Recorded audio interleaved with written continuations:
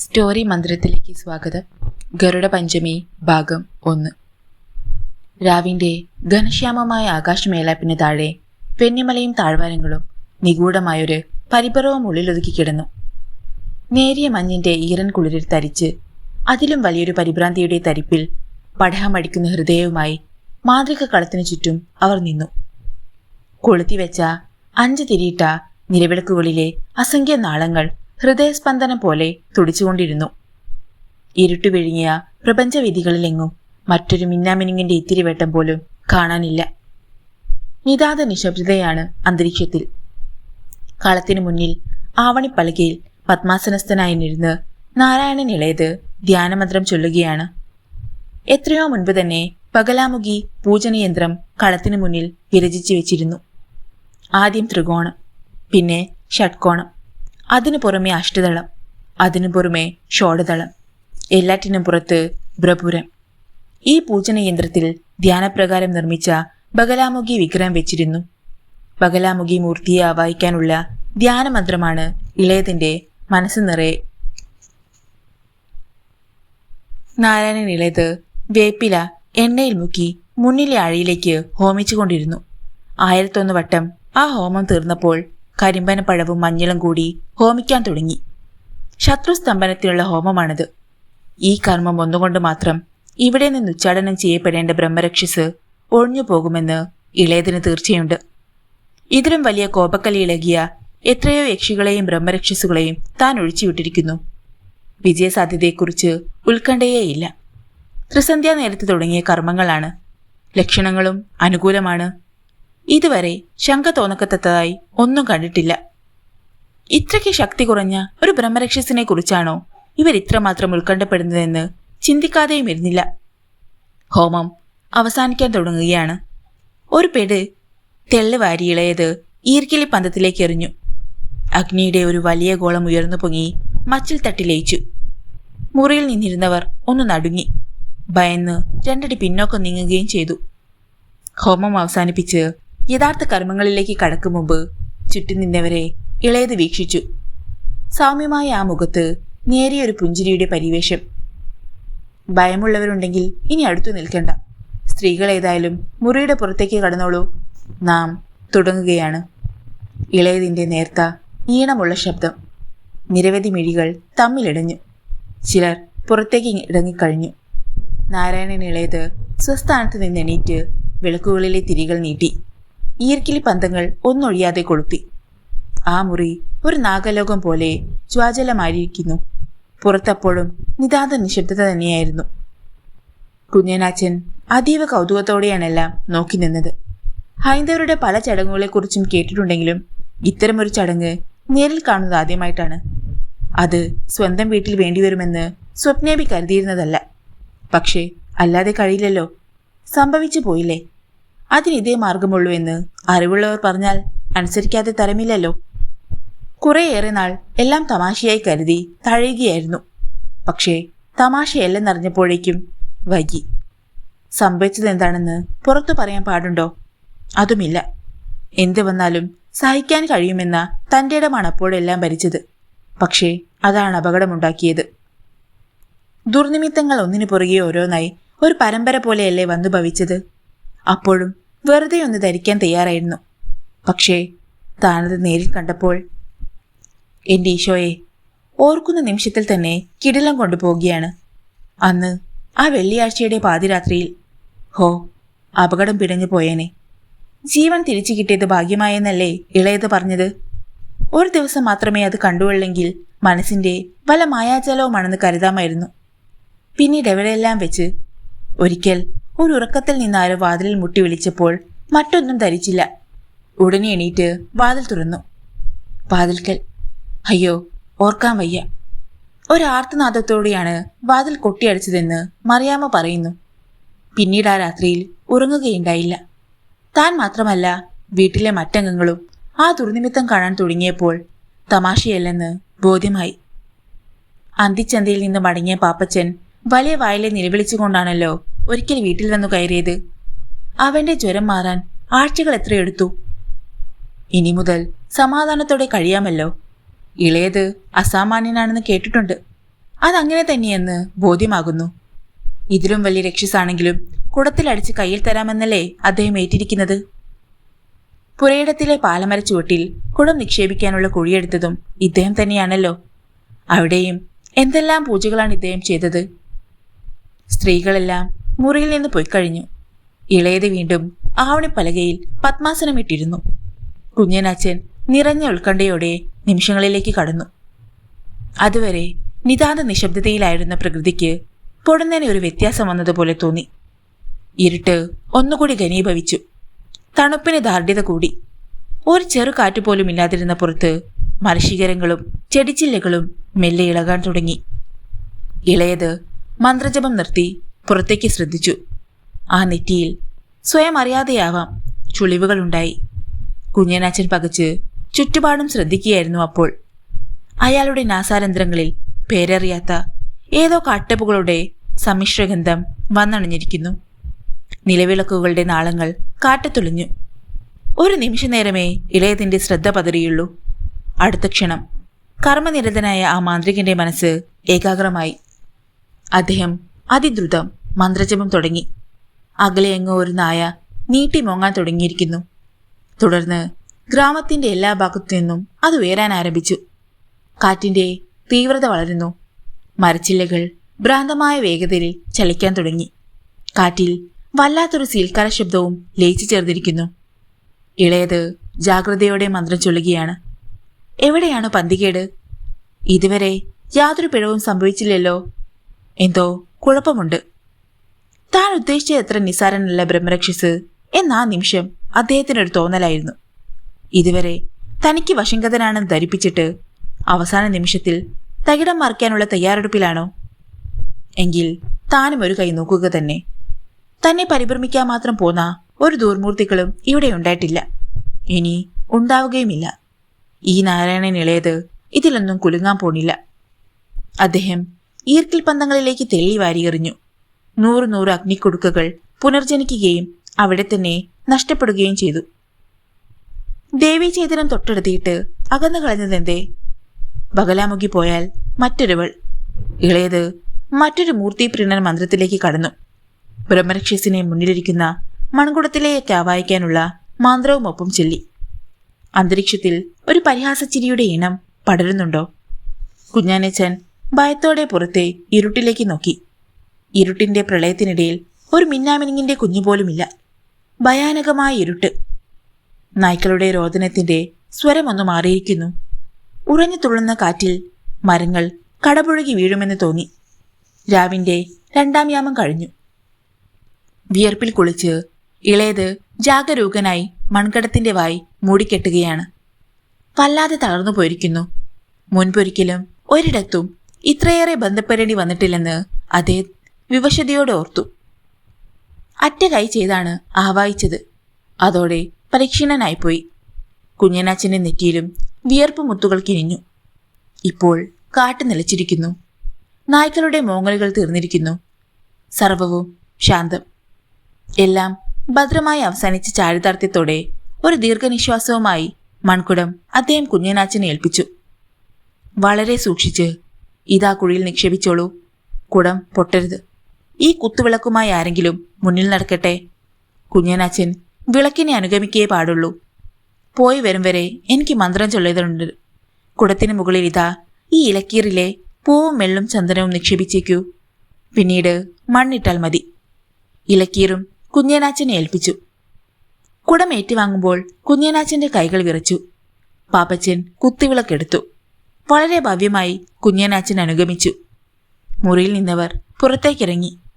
ഇളയത് ശേഷമുള്ള മന്ത്രധ്യാനത്തിലേക്ക് മനസ്സ് തുറന്നു. മിഴികൾ പാതി അടച്ചു.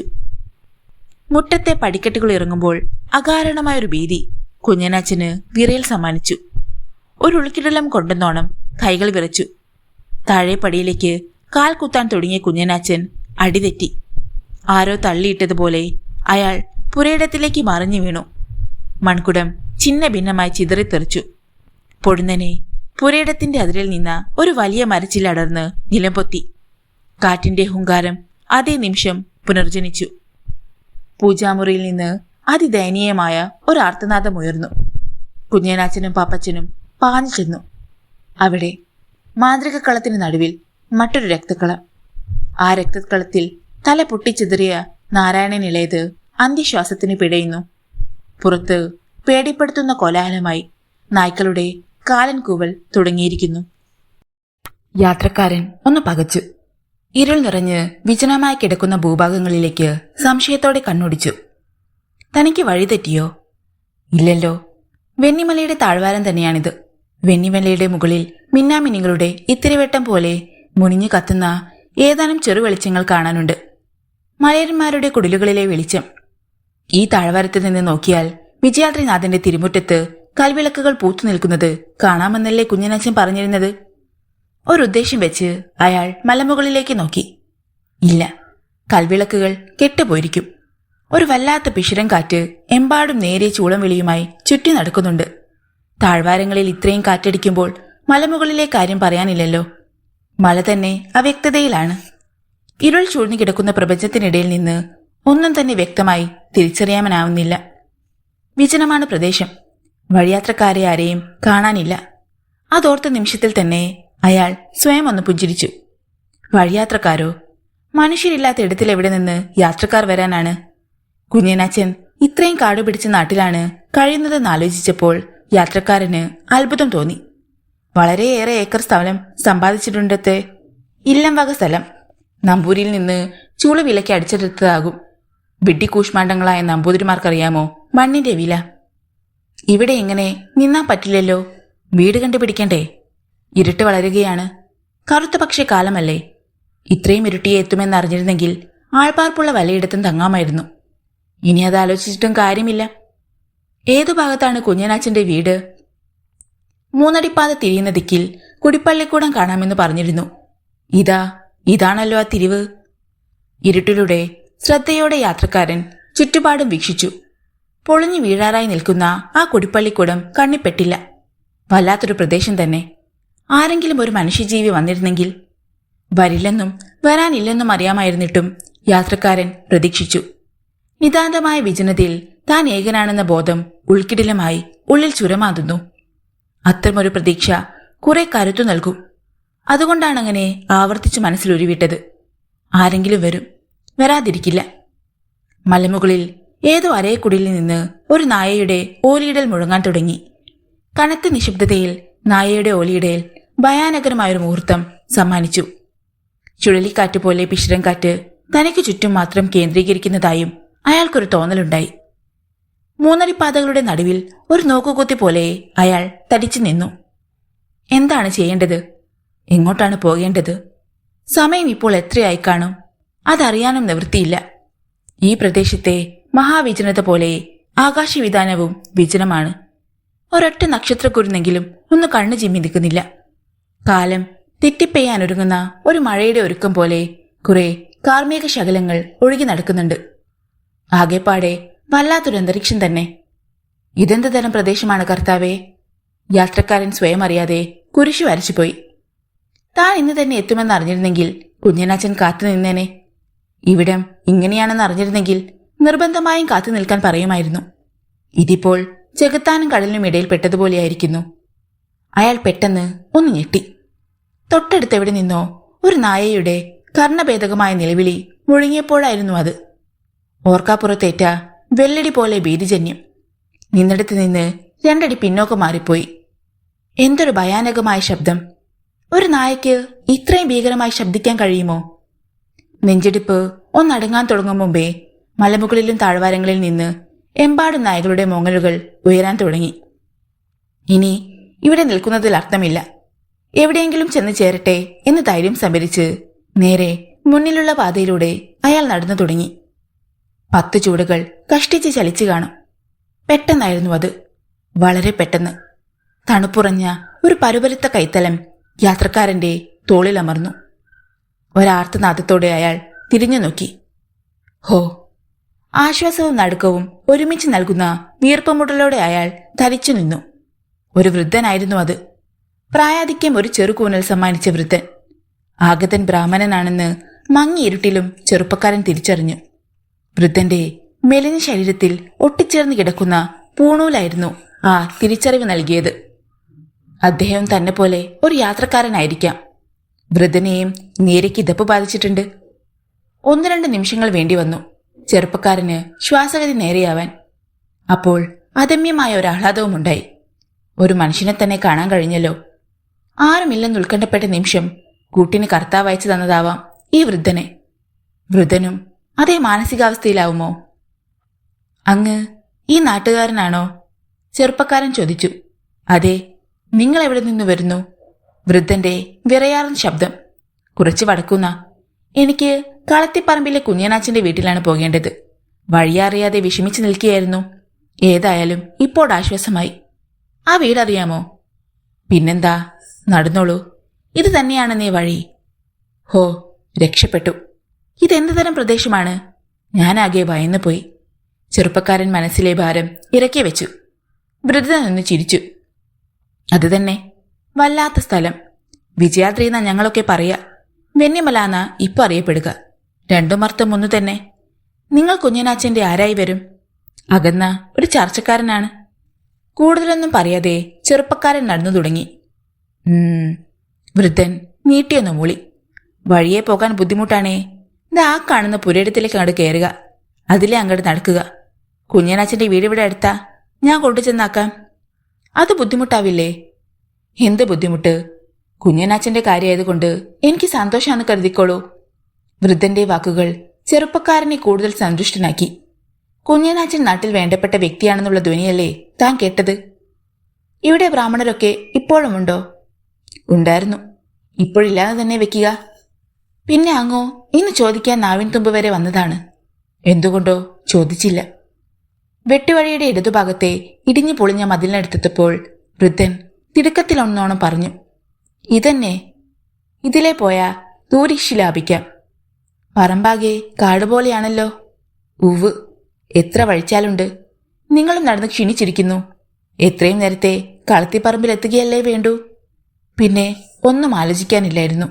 വൃദ്ധൻ കാട്ടിക്കൊടുത്ത ഭാഗത്തിലൂടെ പുരയിടത്തിലേക്ക് കയറി. പിന്നാലെ വൃദ്ധനുമുണ്ടായിരുന്നു. പുരയിടത്തിലേക്ക് ഇറങ്ങിക്കഴിഞ്ഞപ്പോൾ വൃദ്ധൻ മുന്നിൽ കയറി നടന്നു. നായ്ക്കളുടെ ഓലിയിടലുകൾ ഉച്ചസ്ഥായിലെത്തിയിരിക്കുന്നു. അങ്ങ് എന്താ നിന്നത്? ചെറുപ്പക്കാരൻ വിഹ്വലതയോടെ ചോദിച്ചു.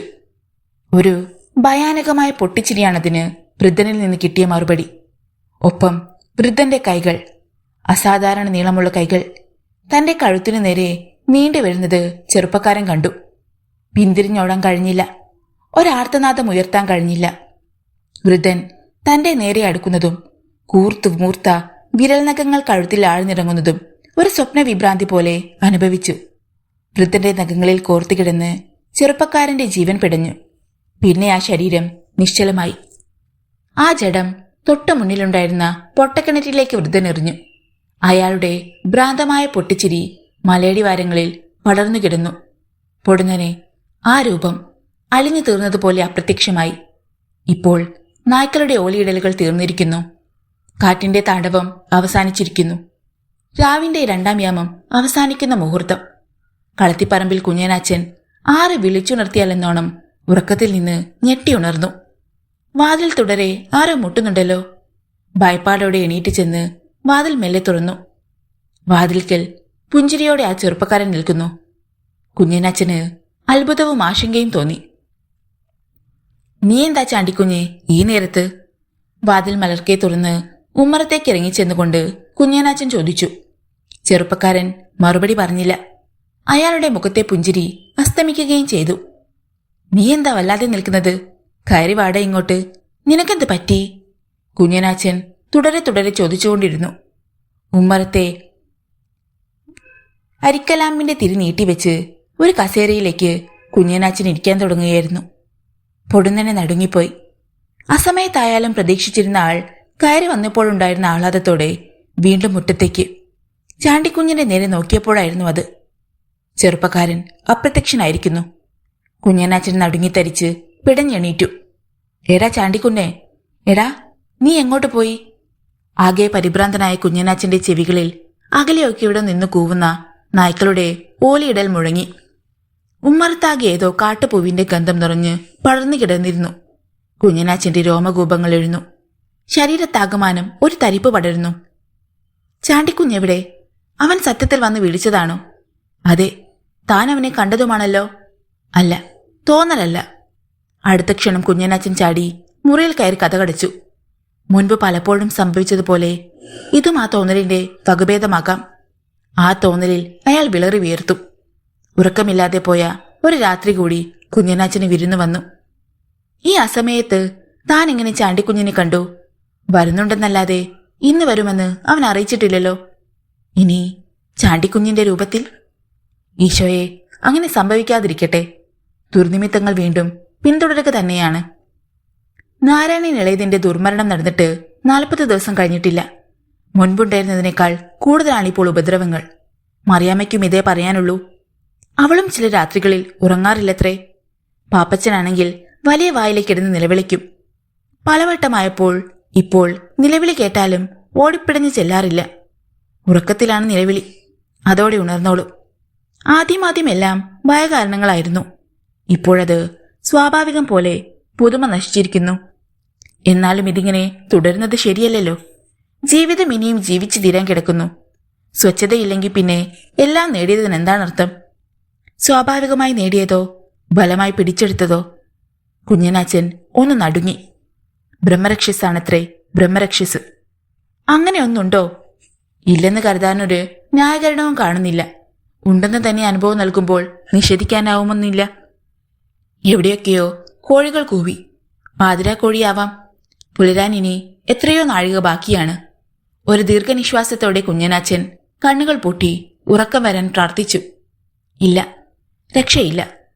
കുറച്ചു നേരം കൂടി കഴിഞ്ഞു. പുറത്തേക്കിറങ്ങാൻ ഉൾവിളി തോന്നി. കുഞ്ഞനാച്ചൻ പുറംവാതിൽ തുറന്ന് മുറ്റത്തേക്കിറങ്ങി. ഇറങ്ങിയ വേഗത്തിൽ തന്നെ തിരിച്ചു കയറേണ്ടി വന്നു. മുറ്റത്തെ പടർപ്പൻ ചെടിയുടെ മറവിലേക്ക് ആരോ നീങ്ങിയതുപോലെ ഒരു തോന്നൽ. നെഞ്ച് അതിശക്തമായി തുടിക്കാൻ തുടങ്ങി. തന്റെ തന്നെ നിഴലായിരിക്കുമോ? അതല്ലെന്ന് ക്ഷണത്തിൽ തന്നെ ബോധ്യമായി. നിലാവില്ല, താൻ വിളക്ക് കൊളുത്തിയുമില്ല. കണ്ട നിഴലാണെങ്കിലൊരു വെള്ള വസ്ത്രാഞ്ചലമാണ് താനും. നിഴലിന് വെറുത്ത നിറമുണ്ടാകുമെന്ന് ഒരു മണ്ടന് വിശ്വസിക്കില്ല. പിന്നെ എന്തായിരിക്കും? ഉൾവിളി സ്വയം അടക്കി മുറിയിലേക്ക് തന്നെ തിരിച്ചു കയറി. പരവശനായി പോവുകയാണ്. ഇതെത്ര നേരം അടക്കി വെക്കാൻ കഴിയും? ഇത്തിരി നേരം കൂടി കാത്തിട്ട് വിളക്ക് കൊളുത്തിക്കൊണ്ട് പിന്നെയും പുറത്തേക്കിറങ്ങി. ഉറങ്ങിയില്ലെങ്കിൽ ഉറങ്ങിയല്ലെന്നേയുള്ളൂ. ഇതങ്ങനെയല്ലല്ലോ. കുഞ്ഞനാച്ചൻ വീണ്ടും കതക് തുറന്നു. ആദ്യം വിളക്ക് നീട്ടി പ്രകാശം വിതറി. പിന്നെ ഒരു പിഞ്ചു കുഞ്ഞിനെ പോലെ പാദങ്ങൾ പെറുക്കി വെച്ച് നടന്നു. ഇപ്പോഴത് കാണാനില്ല. പകുതി ആശ്വാസമായി. വല്ല വിധനയും കാര്യം സാധിക്കാൻ മരച്ചുവട്ടിൽ തയ്യാറെടുക്കുമ്പോൾ ആരോ ഊതിക്കെടുത്തിയതുപോലെ കയ്യിലിരുന്ന മുട്ടവിളക്ക് കെട്ടു. ആ നിമിഷം തന്നെ പുരയിടത്തിന്റെ ഒരരികിലൂടെ നീങ്ങുന്ന അവ്യക്ത ചലനത്തിൽ മിഴികൾ പെടുകയും ചെയ്തു. ഒരു നിലവിളിയുടെ കുറുകൽ തൊണ്ടയിൽ അമർന്നു. അത് മറിയാമ്മയല്ലേ? അതെ, മറിയാമ്മ. അവൾ ഒറ്റയ്ക്ക് രാത്രിയിൽ എങ്ങോട്ട് പോകുന്നു? ഏത് കൂറ്റാക്കുരുട്ടിട്ടും അവളുടെ ചലനങ്ങൾ തിരിച്ചറിയാൻ കഴിയും. എത്രയോ വർഷമായി ഒപ്പം ജീവിക്കുന്നവളാണ്. രാത്രിയായാൽ കൂട്ടില്ലാതെ പുറത്തേക്കിറങ്ങാത്തവൾ തനിച്ച്. വല്ലാത്തൊരു നടുക്കം വീർപ്പ് മുട്ടിച്ച കുഞ്ഞനാച്ചൻ അപ്പോൾ മറ്റൊന്നും ഓർത്തില്ല. മറിയാമ്മയുടെ നിഴൽ നീങ്ങിയ ഭാഗത്തേക്ക് കുതിച്ചു ചെന്നു. അവരിരുവരും തമ്മിലുള്ള അകലം കുറഞ്ഞു. എന്നിട്ടും കുറെ കൂടി അടുത്തു ചെന്നിട്ടേ ഭാര്യയെ വിളിക്കാൻ കുഞ്ഞനാച്ചന് തോന്നിയുള്ളൂ. മറിയാമ്മേ, ഉറച്ച സ്വരത്തിൽ വിളിച്ചു. ഉറക്കത്തിൽ തനിയെ എണീറ്റ് നടക്കുന്ന അസുഖമൊന്നും ഇതുവരെയുള്ളവളല്ല മറിയാമ്മ. അതവൾ തന്നെയെന്ന് വ്യക്തമായി കഴിഞ്ഞപ്പോഴാണ് വിളിക്കാൻ ശ്രമിച്ചതും. മറിയാമ്മ പെട്ടെന്ന് തിരിഞ്ഞു നിന്നു. അപ്പോഴാണ് കുഞ്ഞനാച്ചൻ നടുങ്ങി വിറച്ചു പോയത്. അത് മറിയാമ്മയല്ല, വിഷ്ണു നമ്പൂതിരി. തിരുമേനി ഹൃദ്യമായി മന്ദഹസിച്ചു. വരൂ വരൂ എന്ന് അടുത്തേക്ക് ആംഗ്യം കാട്ടി വിളിച്ചു. ബ്രഹ്മരക്ഷസ്. കുഞ്ഞനാച്ചൻ ഉറക്കെ നിലവിളിച്ചു. ആ നിലവിളിയുടെ മാറ്റലി വെന്നിമലയുടെ താഴ്വാരങ്ങളിൽ പ്രകമ്പനമായി പടർന്നിരിങ്ങിയിരിക്കണം. കളത്തിപ്പറമ്പിൽ ഭവനത്തിൽ വിളക്കുകൾ തെളിഞ്ഞു. പാപ്പച്ചനും മറിയാമ്മയും ജേക്കബും നിലവിളി കേട്ടയിടത്തേക്ക് ഓടിയെത്തി. വെറും മണ്ണിൽ ബോധമറ്റി കിടക്കുന്ന കുഞ്ഞനാച്ചനെ താങ്ങിയെടുത്താണ് മുറിയിലേക്ക് എത്തിച്ചത്. നടന്നതെന്തെന്ന് മനസ്സിലായില്ലെങ്കിലും അറിയാത്തതെന്തോ സംഭവിച്ചിരിക്കുന്നുവെന്ന് അവർക്കുറപ്പായിരുന്നു. തണുത്ത വെള്ളം ശക്തിയായി മുഖത്തെറിഞ്ഞപ്പോൾ കുഞ്ഞനാച്ചൻ മെല്ലെ കണ്ണുകൾ തുറന്നു. ബോധം വീണ്ടു കിട്ടിയ നിമിഷത്തിൽ ആദ്യം അയാൾ ഉറക്കെ വിളിച്ച് നിലവിളിച്ചത് മറിയാമ്മയെ ആയിരുന്നു. ഞാനിവിടെയുണ്ടല്ലോ. മറിയാമ്മ കുഞ്ഞനച്ഛനെ കാണാൻ പാകത്തിൽ മുന്നിലേക്ക് മാറി നിന്നു. ഞാൻ ആ നമ്പൂതിരിയെ കണ്ടു, കുഞ്ഞനച്ഛൻ വിക്കി വിക്കി പറഞ്ഞു. മൂവരും നടുങ്ങി. അവർ മുറിയിലേക്ക് അടുത്തുകൂടി നിന്നു. പിന്നെ ആ രാത്രിയിൽ കളത്തിപ്പറമ്പിൽ ഭവനത്തിൽ ആരും ഉറങ്ങുകയുണ്ടായില്ല. ഒരു മുറിയിൽ തന്നെ തങ്ങളുടെ ദുർവിധിയെയും ശപിച്ച് അവർ കഴിച്ചുകൂട്ടി. പുലരി വിളിച്ചറിയിച്ചുകൊണ്ട് തലക്കോഴി കൂവുമ്പോഴും ഒറ്റയ്ക്കൊറ്റയ്ക്ക് പുറത്തേക്കിറങ്ങാൻ അവർ ഭയന്നു. ഭയത്തിൽ നിന്ന് മുക്തമാകാൻ ഒരു മാർഗവുമില്ലാതെ ആ കുടുംബം തളർന്നു. ഇതുടനെ എങ്ങും തങ്ങളെ വിട്ടൊഴിയാൻ പോകുന്നില്ലെന്ന് കുഞ്ഞനാച്ചന് മാത്രം അറിയാമായിരുന്നു. പ്രഭാതം പ്രകാശമാനമായി. ഗിരിനിരകൾക്ക് മുകളിൽ പടർന്നിറങ്ങി. പുറംപണിക്കാരോ വന്നു പറഞ്ഞ വിശേഷം കുഞ്ഞനാച്ചനെ തളർത്തിക്കളഞ്ഞു. പുരയിടത്തിലെ കിണറ്റിൽ ഒരപരിചിതന്റെ മൃതദേഹം കിടക്കുന്നു. ഉദിച്ചുയർന്നു കഴിഞ്ഞപ്പോഴേക്കും ചാണ്ടിക്കുഞ്ഞിന്റെ ശവശരീരം മുകളിലേക്ക് എത്തിച്ചു കഴിഞ്ഞിരുന്നു. കളത്തിപ്പറമ്പിലെ രണ്ടാമത്തെ ദുർമരണം. നാരായണൻ ഇളയതിന്റെ മരണം നൽകിയ നടുക്കത്തിൽ നിന്ന് കളത്തിപ്പറമ്പ് മുക്തമായി കഴിഞ്ഞിട്ടില്ല. പ്രശസ്തനായ ആ മാന്ത്രികന്റെ മരണത്തിന് താനാണ് ഉത്തരവാദിയെന്ന് നാട്ടുകാർ പറയാനും തുടങ്ങിയിരിക്കുന്നു. മനസ്സാ വാച കർമ്മണ താൻ വിചാരിക്കാത്ത കാര്യം. എന്നിരുന്നാലും മനപ്രയാസത്തിനത് ധാരാളമായിരിക്കുന്നു. ഇന്നലെ ചാണ്ടിക്കുഞ്ഞ് തന്നെ കാണാൻ വന്നിരുന്നു. പക്ഷെ അവന് കളത്തിപ്പറമ്പിലെത്താൻ കഴിഞ്ഞില്ല. അവന്റെ ആത്മാവായിരിക്കാം തന്നെ വിളിച്ചുണർത്തിയത്. ഓർക്കുമ്പോൾ കിടിലം കൊള്ളുകയാണ് ഹൃദയം. താനുമായി ബന്ധപ്പെട്ടവർക്കെല്ലാം ഓരോരോ ദുർനിമിത്തങ്ങൾ വന്നു ഭവിക്കുന്നതറിഞ്ഞ് കുഞ്ഞനാച്ചൻ വിഷമിച്ചു. എല്ലാം താൻ ഒരുത്തൻ വരുത്തിവെച്ച വിന തന്നെ. വേണ്ടായിരുന്നു, ഒന്നും വേണ്ടായിരുന്നു. ഒരു ദുർബല നിമിഷത്തിൽ ചെയ്തു പോയ അപരാധം ഇவ்விധം വന്നു ഭവിക്കുമെന്ന് ആര് നിരൂപിച്ചു? ഒരിക്കലും ഉണങ്ങാത്ത മുറിവായി രക്തം കിനിയുന്ന ആ സംഭവത്തിലേക്ക് അരുതെന്ന് വിലക്കിയിട്ടും മനസ്സ് ചിറകടിച്ചു പറക്കുന്നു. വളരെയേറെ കാലങ്ങളൊന്നുമായിട്ടില്ല, ഏറിയാൽ 3 വർഷം. വാടത്ര മനയിലെ വിഷ്ണു നമ്പൂതിരി പുരയിടങ്ങളെല്ലാം വിൽക്കാൻ പോകുന്നുവെന്നറിഞ്ഞപ്പോൾ അറിയാതെയെങ്കിലും ആ മണ്ണിനോടൊരാർത്തി തോന്നി. 10-40 ഏക്കർ പുരയിടം, വെന്നിമലയിലെ കണ്ണായ മണ്ണ്. പലരും വന്ന് വിലപേശി മടങ്ങി. കാടിനിടയിൽ ആ മണ്ണ് തിരുമേനി പറഞ്ഞ തുകയ്ക്ക് ആർക്കും ആവശ്യമുണ്ടായിരുന്നില്ല. തൊട്ടടുത്ത പുരയിടം കളത്തിപ്പറമ്പുകാരുടെ വകയാണ്. അത്രയും മണ്ണുകൂടി കളത്തിപ്പറമ്പുകാരുടെ വകയായാൽ വെന്നിമലയിൽ ഏറ്റവും വലിയ ജന്മി തങ്ങളാകും. കുഞ്ഞനച്ഛൻ അപ്പനുമായി ആലോചിച്ചു. 10 പൈസ കയ്യിലില്ലാത്ത കാലം മണ്ണ് കൈവിട്ടു പോകുകയും അരുത്. എന്താപ്പാ ഒരു മാർഗം? മാർഗമുണ്ട് മോനെ, ഒരേയൊരു മാർഗം. കാരണവർ മകനെ അടുത്തു വിളിച്ചു മാർഗം പറഞ്ഞു കൊടുത്തത് ചെവിയിലാണെന്ന് മാത്രം. ഒന്ന് ഞെട്ടിയെങ്കിലും കുഞ്ഞനച്ഛന് അപ്പൻ പറഞ്ഞ മാർഗമാണ് കൂടുതൽ ഇഷ്ടമായത്. പ്രായോഗിക ബുദ്ധിമുട്ടുകളേറെയുള്ള ഒരു കൃത്യം. ഏതായാലും അപ്പനെ അനുസരിക്കാനാണ് കുഞ്ഞനച്ഛൻ തീരുമാനിച്ചത്. പിറ്റേ ദിവസം പുലരിയിൽ തന്നെ വിഷ്ണു നമ്പൂതിരി കളത്തിപ്പറമ്പ് ഭവനത്തിന്റെ മുറ്റത്തെത്തി. തിരുമേനിയെ യഥായോഗ്യം കുഞ്ഞനച്ഛൻ സ്വീകരിച്ചു. സന്തുഷ്ടനായ തിരുമേനി കുഞ്ഞനച്ഛന് കുറെ ഔദാര്യം അനുവദിച്ചു. പക്ഷെ തിരുമേനി അപ്പോഴും ചതിവ് മനസ്സിലാക്കിയില്ല. ദുരന്തത്തിന്റെ പ്രാരംഭം അതായിരുന്നു. വിഷ്ണു നമ്പൂതിരി ഹൃദ്യമായി പുഞ്ചിരിച്ചു. പിന്നെ അതിലും വശ്യമായി സംസാരിച്ചു. കുഞ്ഞനച്ഛൻ ബഹുമാനം നടിച്ച് തീണ്ടാപ്പാടകളെ നിൽക്കുകയാണ്. ഇല്ലവും പുരയിടം ആർക്കേലും അങ്ങ് കൈമാറുക, പിന്നെ വെള്ളിമലയിൽ അങ്ങ് പോവുക. ഇത് കുഞ്ഞനച്ഛൻ വാങ്ങുന്നതാണ് എനിക്കും സന്തോഷമെന്ന് കരുതുക. കേൾക്കേണ്ടത് കേൾപ്പിക്കാതെ തന്നെ കേട്ടറിഞ്ഞു. ആവാം തിരുമേനി. കുഞ്ഞനച്ഛൻ കൂടുതൽ വിനീതനായി. കുറച്ചു മണ്ണൂടെ വാങ്ങിയിടണമെന്ന് വിചാരിക്കാൻ തുടങ്ങിയിട്ട് കാലം കുറച്ചായി. ഇനിയിപ്പം അതിന് മറ്റെങ്ങും തിരക്കേണ്ടതില്ലല്ലോ. തിരുമേനിയുടെ പുരയിടം തന്നെ വാങ്ങുന്നതാ എനിക്കുമിഷ്ടം. തന്റെ പുരയിടത്തോട് ചേർന്ന് കിടക്കുന്ന ആ കണ്ണായ മണ്ണിന്റെ നേരേക്ക് കുഞ്ഞനച്ഛൻ എന്നും കൊതിയോടെയെ നോക്കിയിട്ടുള്ളൂ. 10-12 ഏക്കർ. എന്ത് കൊഴിച്ചു വെച്ചാലും 100 മേനി വിളവ് തീർച്ച. വളമിടണ്ട, തിരിഞ്ഞു നോക്കുക പോലും വേണ്ട. വെന്നിമലയുടെ ഈ താഴ്വരയിലെ മണ്ണിൽ കല്ലിന് പോലും വേര് കിളിർക്കും. വേഷമായിട്ടോ കുഞ്ഞനച്ഛ? രോഗി ഇച്ഛിച്ചത് തന്നെ വൈദ്യനും കൽപ്പിച്ചു.